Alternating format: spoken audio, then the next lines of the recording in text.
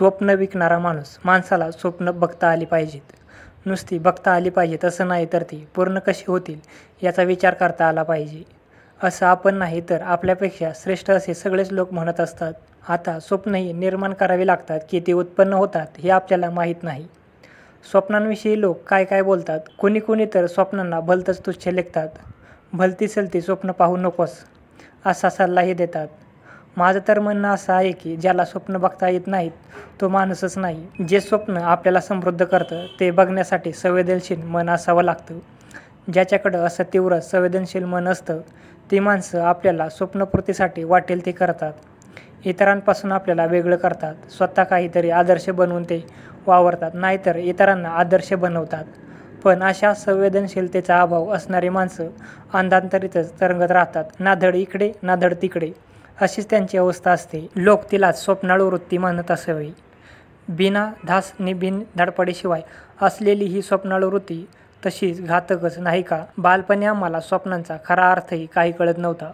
पण स्वप्न या शब्दाशी आमचा परिचय झालेला होता.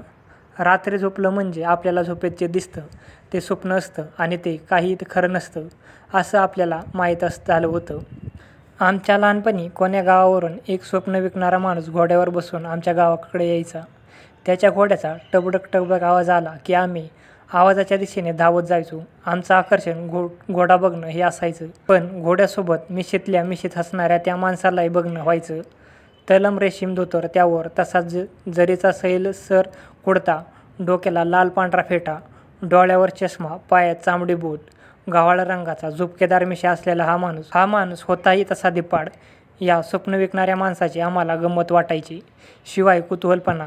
त्यानं घोड्याच्या पाठीवर ठेवलेली मखमली कापडातल्या गाठोड्याकडे आम्ही कुतूहलानं बघायचो. हा माणूस आमच्या गावाच्या पिंपळाच्या पारावर थांबायचा. पाराला असलेल्या लोखंडी कडेला आपला घोडा बांधायचा. घोड्याच्या पाठीवर असलेली मखमली कापडातल्या गाठोडं जवळ घेऊन चामडी पिशवीतलं पाणी घटाघटा प्यायचा आणि मग ऐटीत झाडावरच्या पारावर बसायचा. तेव्हा त्याच्याभोवती माणसाचा गराडा पडे. त्यानं आजवर घोड्यावरून खूप प्रवास केला होता. कित्येक प्रदेश पाहिले होते. कित्येक डोंगरदऱ्या तुडवल्या होत्या. भिन्न स्वभावाची आणि भिन्न संस्कृतीची माणसं पाहिली होती. त्यामुळं त्याच्याकडे बोलण्यासारखं खूप काही असायचं. त्यानं अनुभवलेलं समृद्ध विश्व तो वेगवेगळ्या किस्स्यांनी रंगवून फुलवून सांगायचा. लोक त्याच्या गप्पांमध्ये स्वतःला विसरून जायचे. त्याचं ते भलतंच दिलखेच बडबड आणि स्वप्नात धुंद गुंगवणं लोकांना भारी आवडायचं. ऐकताना लोकांची मती कुंठित व्हायची. आपण ऐकतोय ते खरं की खोटं या संभ्रमात ते पडायचे.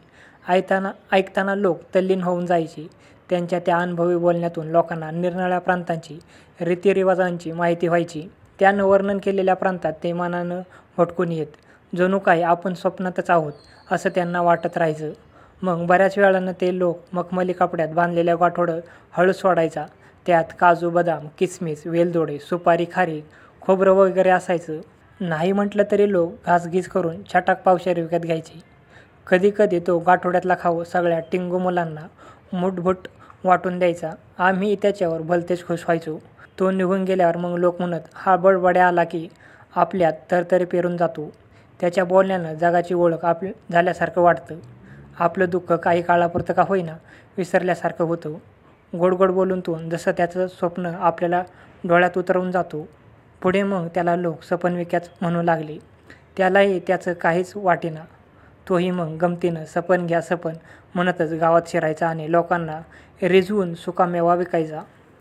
काय झालं काही कळलंच नाही. पण अचानक सपनविक्या गावात यायचा बंद झाला. आम्ही रोज त्याची आतुरतेने वाट पाहायचो, पण तो यायचा नाही. कधीतरी त्याचा विषय निघायचा आणि गावातले सगळे लोक त्याच्याविषयी भरभरून बोलायचे. महिने वर्षे उलटून गेली. एक दिवस अचानक एक गावात तरुण आला. गावातल्या पारावर बसला. गावातल्या पारावर बसलेल्या लोक त्याच्याकडे टकामका पाहू लागले. तो तरुण सपनविक्यासारखा दिसत होता. तोच चेहरा, तीच अंगकाठी, जणू सपनविक्याच गावात आला होता. आम्ही सगळी मुलं पाराजवळ जमलो.